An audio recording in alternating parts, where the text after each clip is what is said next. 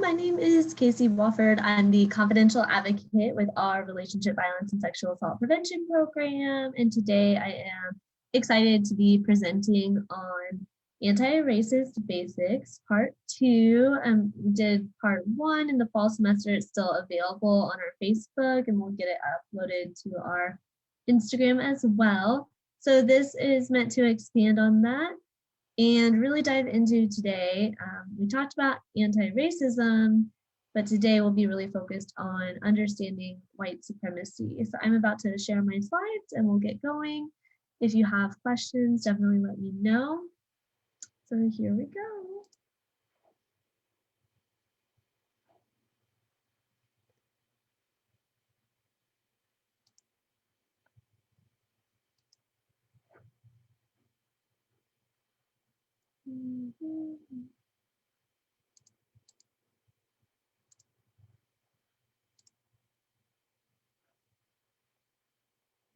Okay, and so I hope that worked out.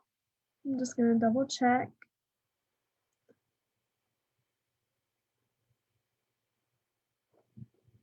Perfect. 1 second. Okay, the captions are working. Awesome. Yay.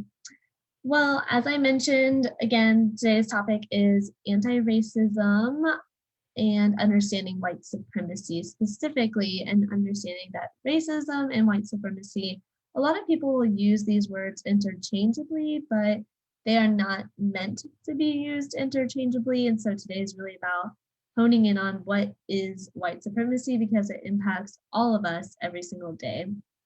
And I wanted to start out with this quote, and I just think it's a really good one. Your willingness to look at your darkness is what empowers you to change. So I want to start out this presentation by acknowledging we are all human beings. Even if you are in anti-violence work, it doesn't mean that you are not still part of systems that perpetuate violence towards others. And by just being part of those systems, inherently you will be part of that as well. So I'm speaking about myself too. And so I think it's really important to normalize that when we get more information, sometimes hindsight is 2020, and we can realize how we've harmed others in the past, and that can cause us to feel maybe guilt or shame. But I really want to focus today and encourage you to focus today on just how you can move forward and make a difference, and examine your own darkness, but just be willing to say, okay, that's within everybody. It's a human experience, and it's okay to take a look at that, and it's okay to acknowledge it. It's about what do you do with that information? How do you move forward? That matters. So I just appreciate y'all taking the time today to learn about white supremacy. And as I mentioned, so this work is hard. You will mess up.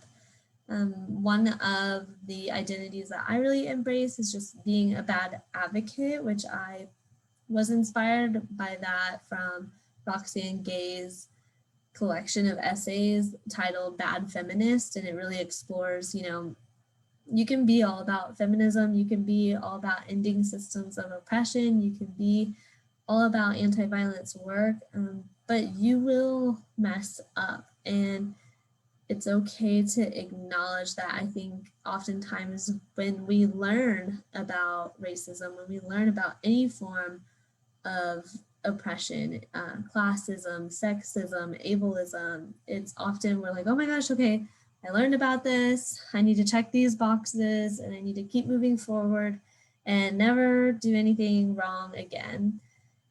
Or never even be vulnerable enough to expose myself to someone maybe holding me accountable again. And I think it's just so important to realize, like, we are all going to mess up and it is okay.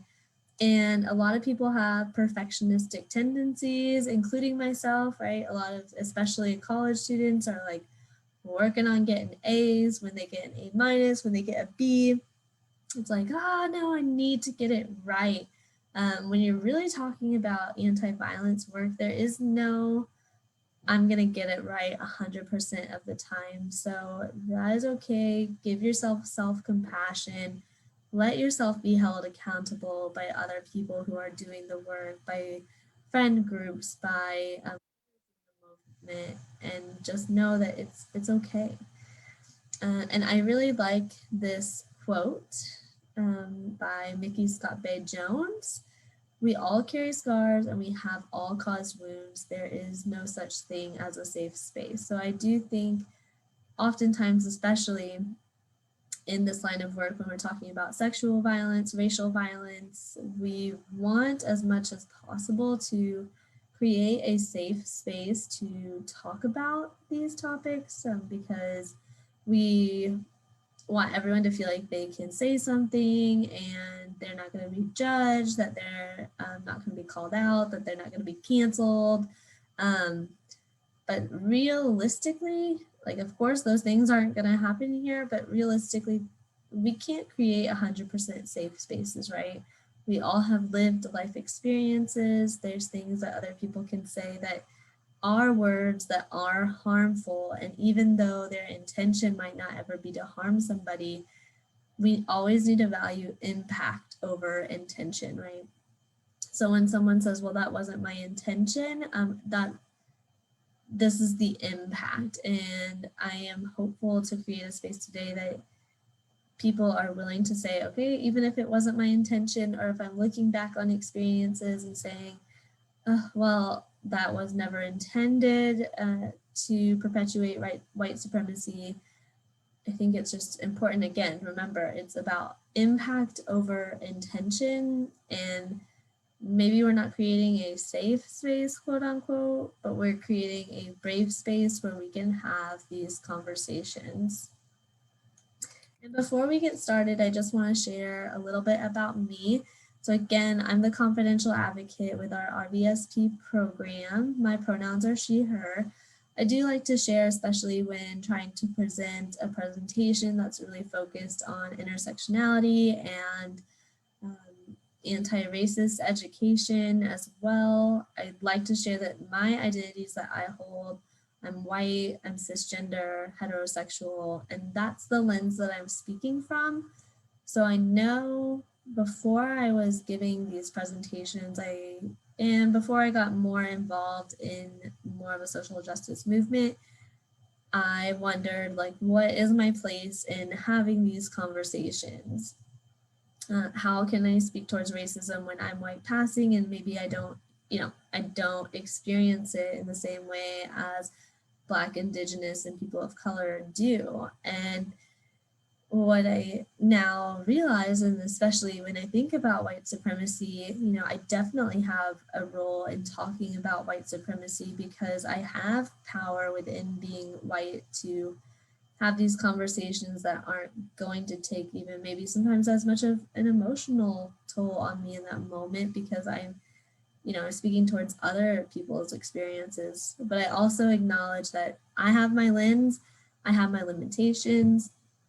I'm still definitely capable of perpetuating harm or saying something that I'm not intending to cause harm, but the impact is that, and I'm not aware of all the facts and statistics out there, but that doesn't mean that I'm not able to lead these conversations. But I do want to acknowledge that's my lens, and I want to say that I'm more than happy to be held accountable if there's anything that I say today that comes up as harmful that maybe I'm not aware of course. And I like to speak to, so I formally entered the movement to end sexual violence in 2015. I used to be on a rape crisis hotline, accompany people to their medical exams for forensic exam accompaniment. I also currently work part-time at a domestic violence shelter. And so I do have a lot of training in advocacy work, and I just think that's important for y'all to know. And I know I already spoke to this, but I am, and I fully embrace being a bad advocate, which essentially just means I'm always in the process of unlearning scripts that I've been taught that I didn't realize that were so deeply embedded in me. I'm always in the process of unlearning those and then learning new scripts and creating a nonviolent culture, the culture that I really want to live in. So while I'm still a part of a culture that perpetuates oppression towards so many groups, I want to always be willing to be a bad advocate. So I'm willing to be vulnerable and get it wrong in order to figure out how do I actually get this right and make a difference. So today's objectives, quickly I'm going to talk about RVSP services in case for any reason you're not familiar. I do think it's important for y'all to understand why RVSP would be providing a presentation on anti-racist basics and white supremacy. We're going to move in from that to actually defining white supremacy, and then finally understand some basic ways that perpetuate white supremacy, like how does this come up in our everyday lives. And then of course, I'll be providing y'all resources for continued education. Speaking to these objectives, I just want to share some of the work that I have done in order to understand white supremacy better. So these are some examples of some books that I have read. Today's presentation is largely based off of, and I have it here with me right now, this book, Do Better, Spiritual Activism for Fighting and Healing from White Supremacy by Rachel Ricketts. She has an amazing website. She has amazing resources and amazing Instagram. So I highly encourage y'all to follow her work and not only follow it, but pay for it. Because that's one of the ways that we can help with dismantling white supremacy is actually pay marginalized populations more for their work and contributions to this movement. And so these are a few of the books that I have read that have been really helpful for me. I have so many more that I want to read, that I'm continuing to read. So also know if you read one anti-racist book, that doesn't mean that you just automatically get it and you're done. Actively working towards anti-racism, towards a nonviolent culture, towards dismantling white supremacy is a lifetime of work. And so it's everyday work, and it's just really important to acknowledge that. You can't read a book, check that off, and say, I'm good. That is just a false idea. So really quickly, RVSP, in case you're not familiar, we provide education, support, and advocacy. Those are our three main pillars. So education, like what I'm doing today, we give presentations. We're more than happy to tailor presentations to whatever y'all are interested in learning about. So if y'all ever have any presentations you want to see, any discussions you want to see, definitely let us know. Right now we have our Teal Talk Tuesdays on Tuesdays at 1 with Jessica, and we always have a guest speaker to talk about just what's going on, especially with women's history right now. We've been highlighting some different women on campus that really have made a significant impact. Support, I'm a confidential advocate. I really take a lot of pride in being able to be confidential and provide students a space on campus where if for any reason they are directly impacted by sexual relationship violence or indirectly, I am here for them to reach out. I can talk on the phone, on Teams, in person, whatever feels the most comfortable for that person. And I will be here to help you explore all of your options and understand what is the best path for you to move forward. So know for support, if at any point in time you're worried that, oh, well, if I go speak to someone at the university, then I'm going to be like forced to go through Title IX or make a police report. And that is not the goal if you're in my office. The goal if you're in my office is that you know all of your rights, all of your options, so that you can make an informed decision for your best path to healing. So you have the power in the room if you are speaking to me. And then advocacy. So one of the reasons I give presentations like this is because it's not only when survivors are in my office or I'm speaking to them on the phone that I am advocating for them. Advocacy also requires, policy change. It also requires keeping up with policies that are impacting survivors' lives. For instance, like even with the latest election, knowing that new Title IX regulations are probably going to be passed at some point in time, and just understanding how that impacts survivors. So advocacy is the willingness to say, hey, yes, I'm absolutely going to provide survivors I'm a brave space. I'm going to provide survivors support whenever they're going through anything when they're in my office. But advocacy is also saying, hey, I'm also going to work towards systemic change. I'm going to work towards dismantling white supremacy. I'm going to acknowledge that to end sexual violence, we have to end all forms of violence. So why are we providing this presentation? Again, I just said it, to end sexual violence, we have to end all forms of violence. So we can't address the issue of sexism separately from the issue of racism or ableism, heterosexism. These are all interlinked. These are all, the root cause of all of these is oppression. It's the fact that one group has historically had power over another. And so like for sexism, we think men have historically had power over women. Racism, white people, white passing people have historically had power over people of color. Ableism, able-bodied people have historically had more power and more say than people with disabilities or disabled people. And I could go on and on, right? But you can go through and look at all these categories and know that yes, one group has historically had more power than the other. So by realizing that all of these things are interconnected, that we all hold many different identities, we have to realize that to end sexual violence, we can't just say, oh, we'll end sexual violence, but racial violence is still going to exist. If you are an advocate for survivors, if you're an advocate for ending any form of sexism, then you have to essentially be an advocate for ending all racial violence. You have to be able to advocate for these other populations as well, because these issues are just not separate. And when you look at the history of why sexual violence exists in our country, we cannot disregard the fact that the founding of the United States is founded on colonization, on slavery, and those things interlinked. There's a huge, huge link between sexual violence and racial violence. And so that's just really important to acknowledge. I've talked about it in some of my other presentations, but again, that's why we're talking about white supremacy today, because the main cause of oppression is that we have white supremacy that exists. And before we move forward, I've been reading this book. It's really, really amazing. I highly recommend it. Of course, I know y'all are in the semester and it's hard to find time to read just things for leisure, especially if they're things that are going to make you think a lot and just ponder life in some ways. And it's a tough read if you are doing it to really get into the work.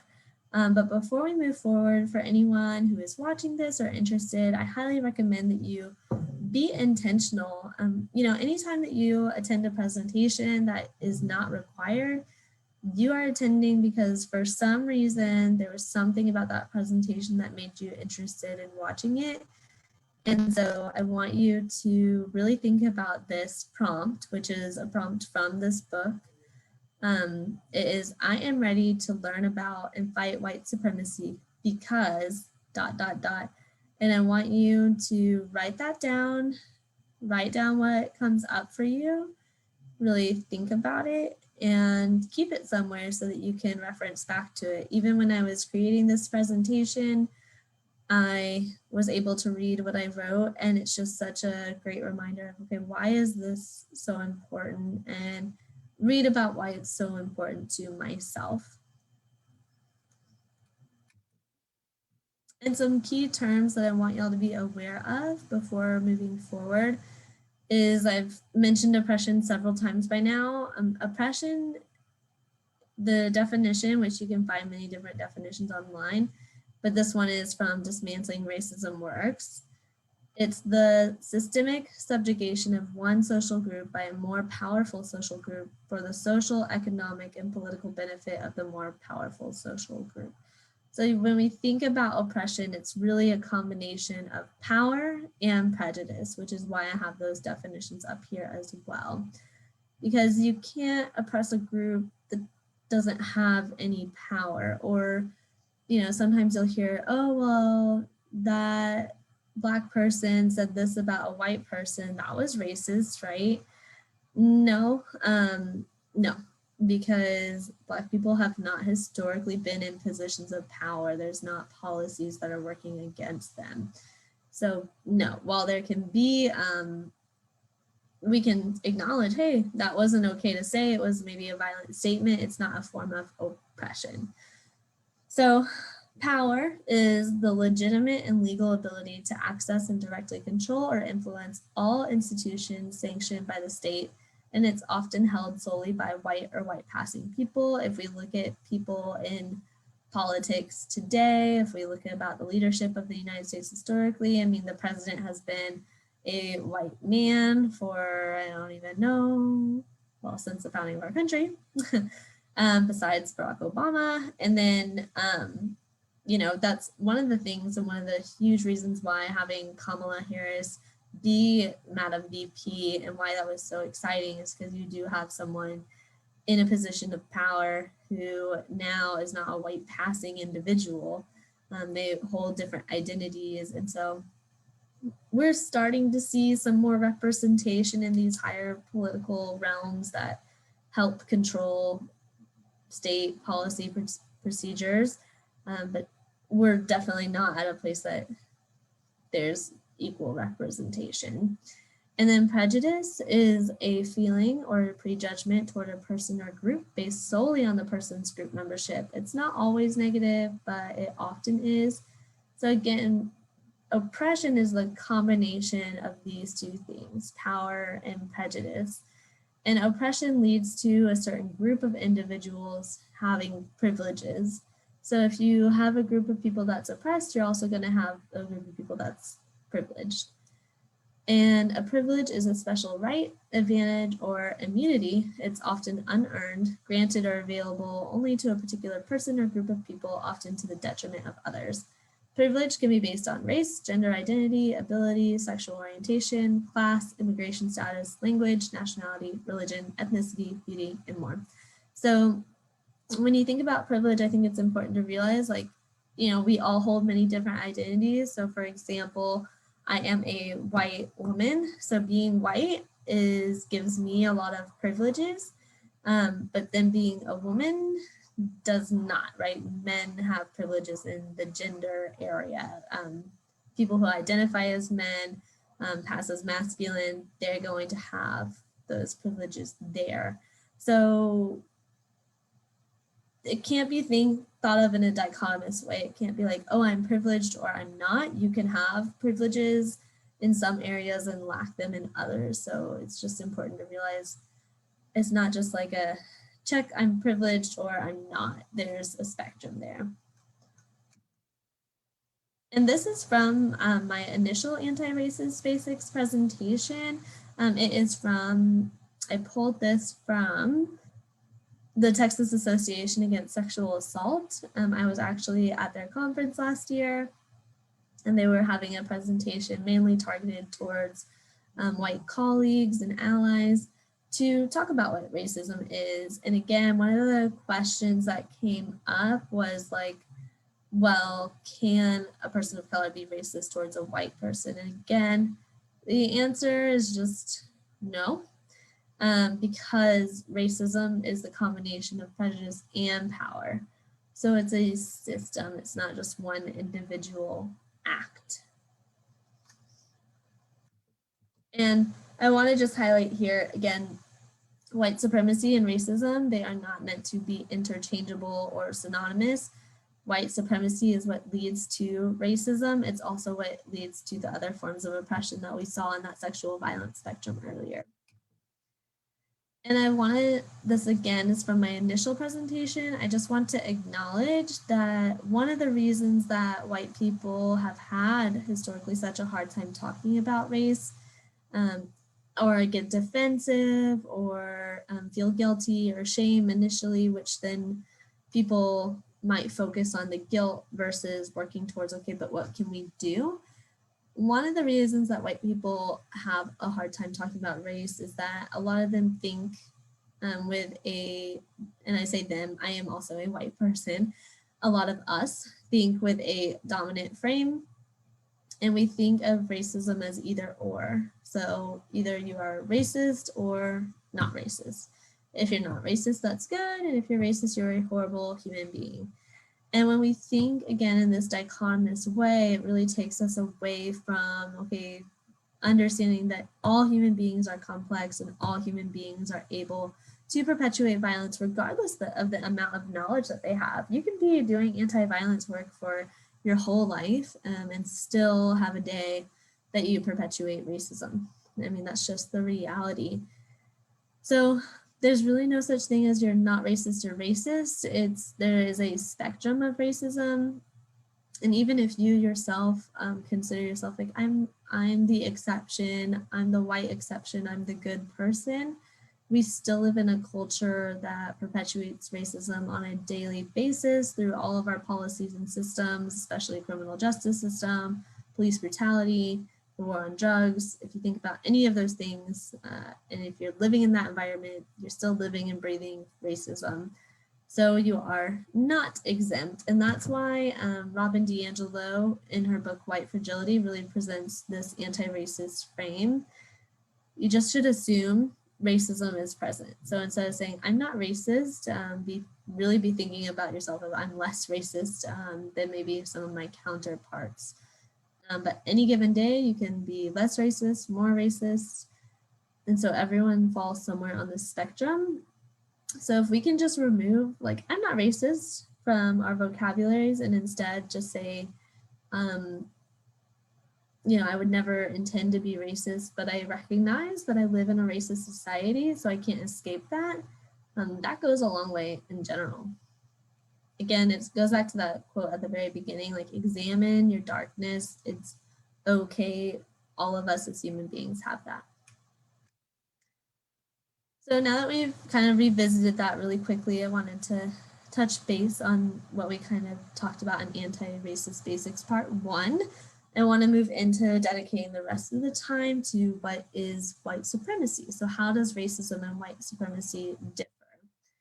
And so some people might think that when we say white supremacy, we're just talking about racism, and that's just not the case. White supremacy is a globally held status quo, so it's not just in the United States, and it can often be an unconscious idea or belief that white people have, or it can be conscious, and it's really just this idea that white beliefs, actions, and ideologies are superior to that of non-whites. It is an institutional and systemic belief that white people deserve better than other races and are rightfully entitled to hold the global power and the privileges. So white supremacy, it doesn't just show up by racism, it shows up in ableism, it shows up in classism, sexism. All of these things are also consequences of white supremacy to some extent. And I like to highlight it's not just the United States, this is globally. So yes, the United States is founded on colonization, and so are so many other places. White supremacy exists in Canada, it exists in Africa, like it's everywhere. It's globally held status quo. And it really shows up in science, it shows up in healthcare with Black mothers dying during childbirth at a way higher rate than white people. It shows up in our education system, like the prison pipeline. It shows up in our housing. When people use terms like, oh, that's a ghetto area, or that's an urban area versus a rural area, oftentimes they are saying, oh, that area has more people of color in it. It shows up in our justice system for consequences. I know an example I've used in some presentations before, when you think about Brock Turner, who was the Stanford swimmer who raped Chanel Miller and got caught, when they showed his picture in the news, it was like him, but the way he presented, like he had on a nice suit, but then you see a Black student who has been accused of rape as well, and they show up in a hoodie, or they show up just like the pictures that show up are just so much more criminalizing. And so even thinking about how our media portrays Black people, white people is so important. And I say Black people, any Black, Indigenous, or person of color that's not white passing often can be portrayed as just very criminalizing. Shows up in politics, and especially even when Barack Obama was elected, people thought, oh, hey, we have a Black person as president.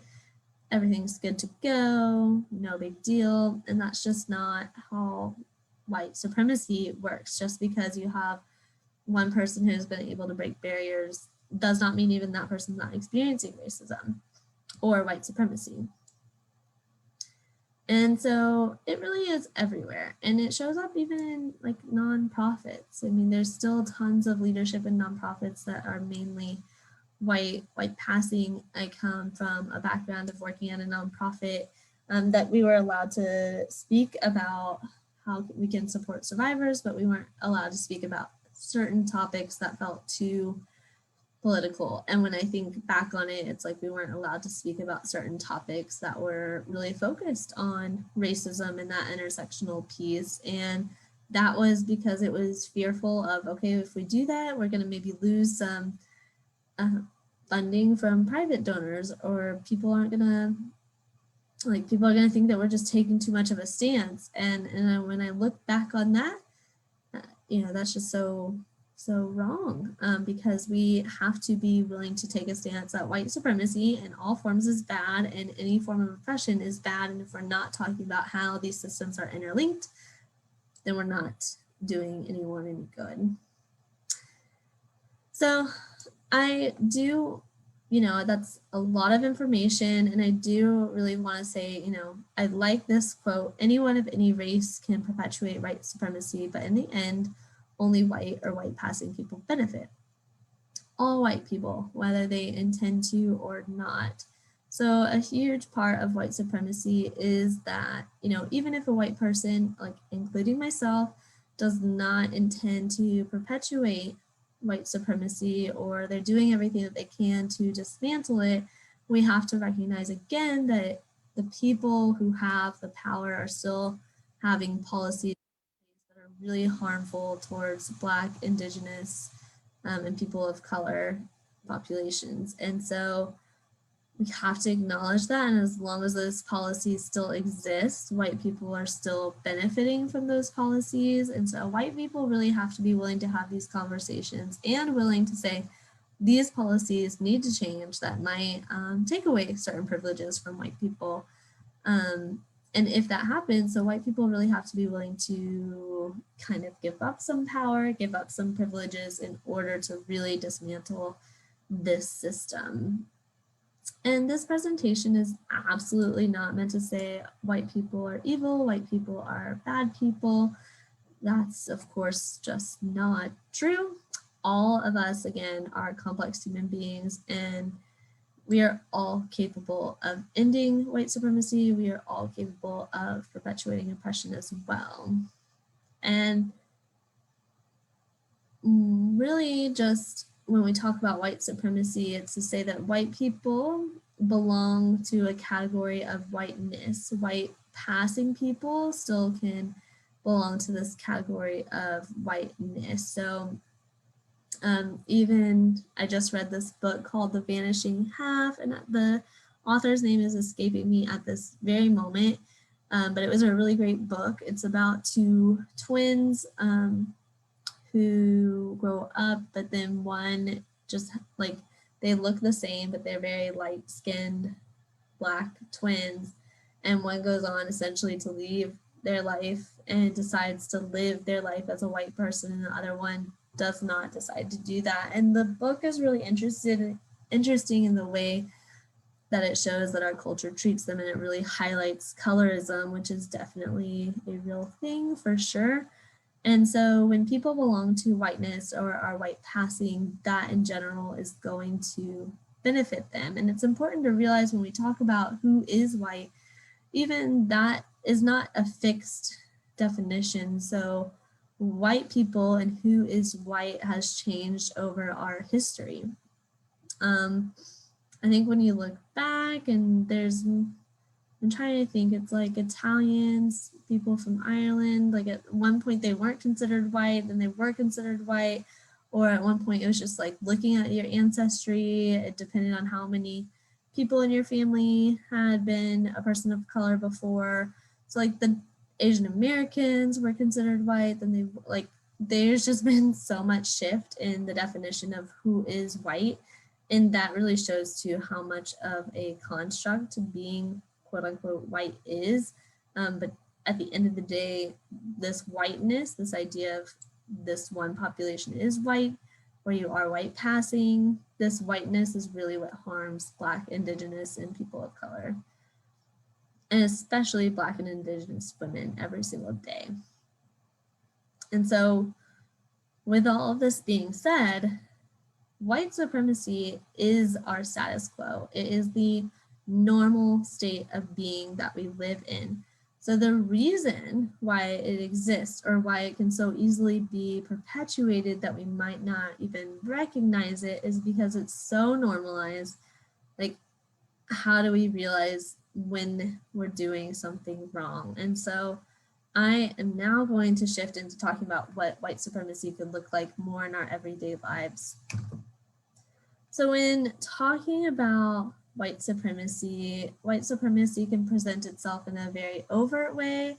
It can be really obvious, like at the top of this pyramid here, or it can be really subtle and covert. So I like this pyramid. I've also seen it in like an iceberg formation of, on the tip of the iceberg, that's what you see, but there's so much underneath it that you don't. And that is definitely how white supremacy shows up in our everyday lives. So at the bottom of this pyramid is what is normalized, and at the top goes to what is definitely considered wrong by everyone. So if you ask any single person today, hey, is genocide good? They're gonna say no. Absolutely not. That doesn't mean genocide doesn't exist, because if you ask a certain population, oh, like, are you better than that population? The answer might be yes. But if you ask someone the general question, we can all get behind the idea genocide, mass murder is terrible. But the more that you move down this pyramid, the more people start to have different ideas of different things. So even moving down right below that to violence, okay, you say mass murder, genocide is bad, but then violence, police brutality, I know that it makes me kind of disgusted to even think of, but there's still plenty of people who will say, oh, well, if that person wasn't doing anything wrong, they wouldn't have been killed. So they must have been doing something wrong when they are murdered by police. And that's just not true. There's so many Black lives, Indigenous lives that we have lost at the hands of police. The police system was founded during the time of slavery, meant to round up slaves, patrol slaves. So even the history of the police system is rooted in white supremacy and racism. And so that's just really important to acknowledge. But when you're having conversations with different people about that, you'll hear different responses of whether it was justified or not. That in itself is a form of white supremacy. So people will say, oh, well, they had a criminal record. Well, just because they have a criminal record does not mean that someone should have been murdered versus being arrested or shot in the back 6 times instead of being arrested. And you take a look at, oh my gosh, why am I totally blanking? There was a picture where there was a Black Lives Matter protest that a white person had murdered people at, and that white person who had a gun was able to walk by the police just candidly, casually, not have to fear for their life, not have to, not even question it. And the person was just asked like if anyone else was being violent versus being arrested themselves or being questioned themselves. So we have to realize that. And that is white supremacy presenting itself. I know even for myself, and it's probably more down a little bit, the pyramid, but a form of white supremacy when I was taking my counseling diverse cultures class in my master's class. I sat down, I was with a person of color, a woman of color, and we asked each other like, what were your conversations about police growing up? And so she was able to provide me like so many details. She was like, I had this conversation, and I realized I never had. any of those conversations. Like I didn't have a conversation about police in general. And that is how white supremacy presents itself. It's something that I don't even have to think of or question if I get pulled over, if I'm going to lose my life or not. But that's something that people who aren't white passing have to think of every single time they interact with police.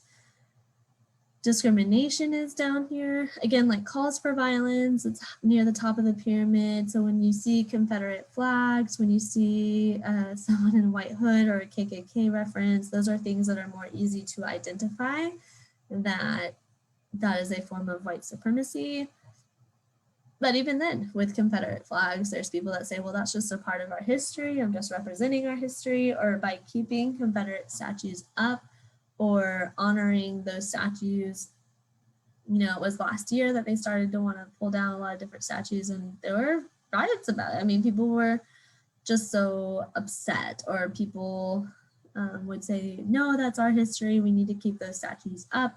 They would have petitions or bills, and it's like, by upholding people who thought that their race was superior to someone else, or that people of a different colored skin shouldn't have the same rights that they do, by glorifying this through a statue that someone walks by every single day, that is a form of white supremacy. And that's why there was such a call for those statues to come down.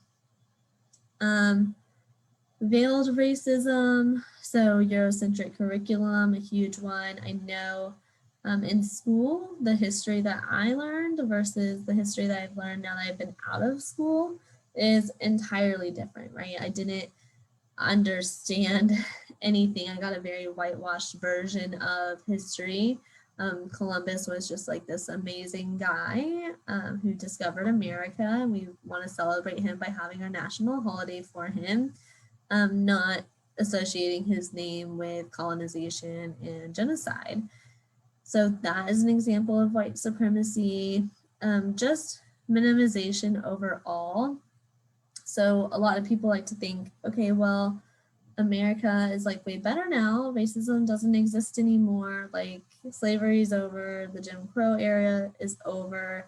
And a lot of people don't realize like how much even racism has adapted over time. And even that all these other forms of oppression still exist as well. And as long as they all exist, white supremacy exists too. But so if someone tells them about their experience, they might say, oh, maybe you took that wrong, or that wasn't their intention, you know, so just like let it go. And that's extremely invalidating. And it's just very minimizing. So again, that's another way white supremacy presents itself. Indifference is the one that I see the most. It is the one that I know upsets me the most. So people don't realize a lot of times their indifference shows a lack of care to ending white supremacy or ending racism.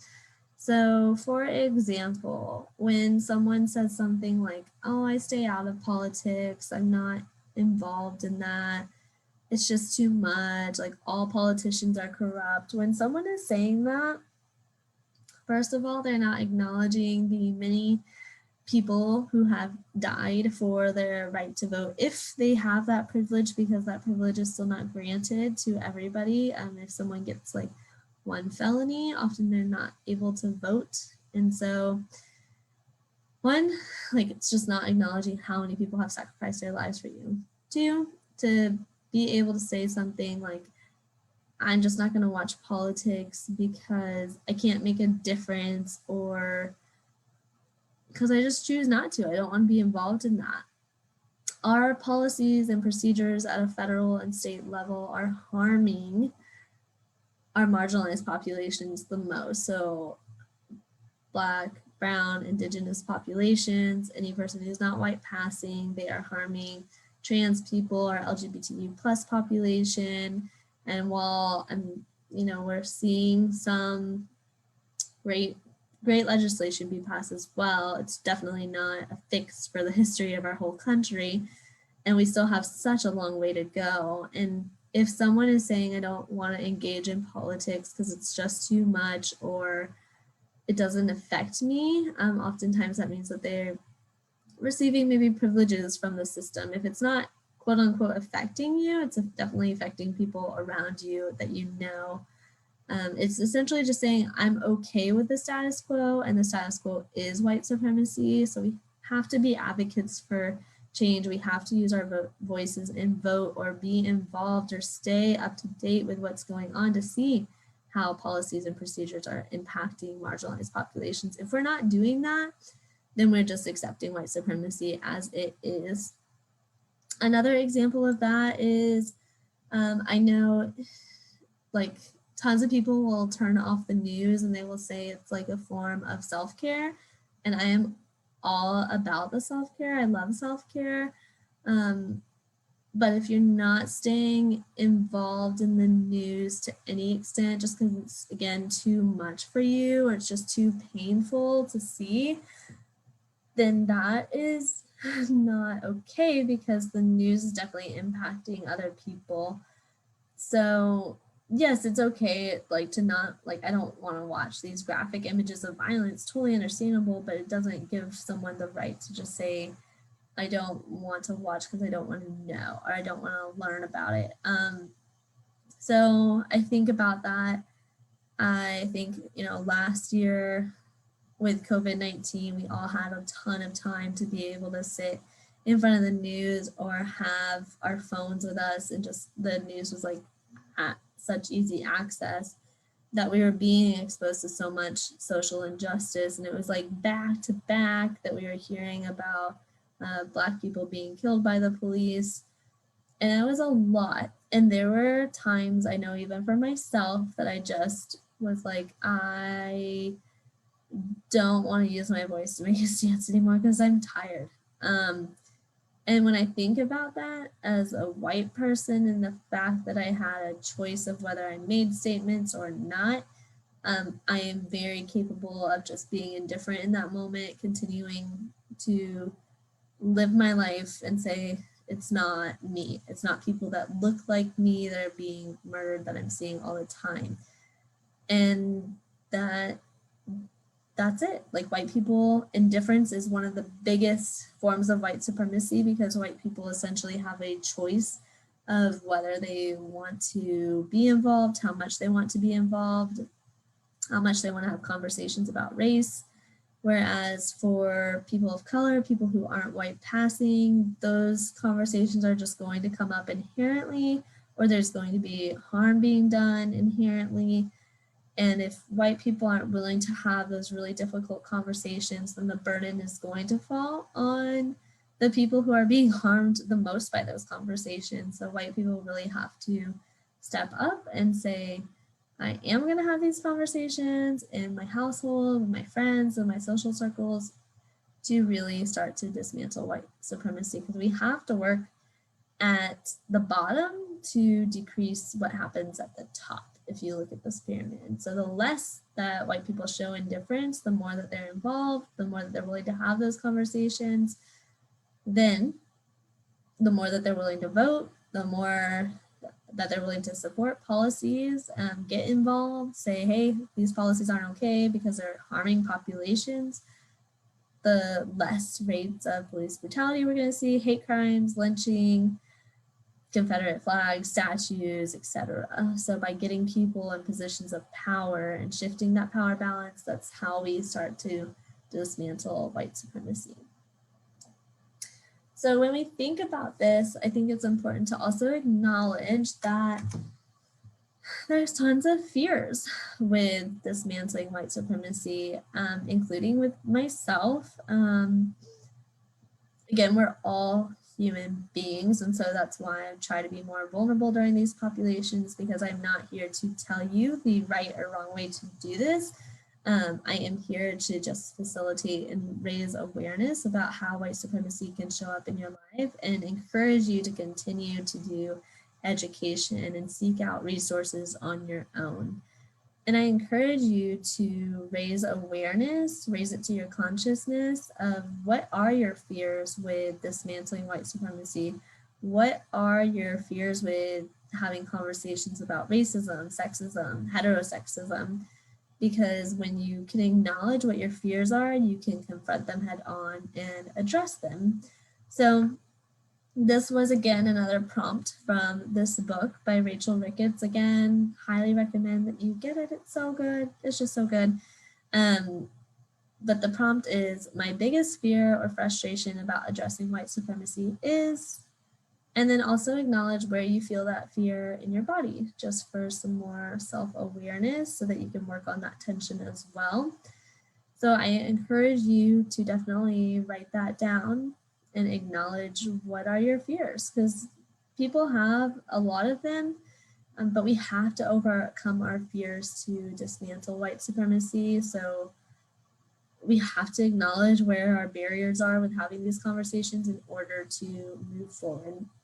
So I know for a lot of people, fears could be, it'll cost me social currency. Like, I'm scared if I start to have these conversations, I'll be labeled the PC person in my group. I'll be labeled the person who's just like too woke or too like just taking a stance, using their voice to like, come on, bro, like we're trying to just have fun here. Don't take it so seriously.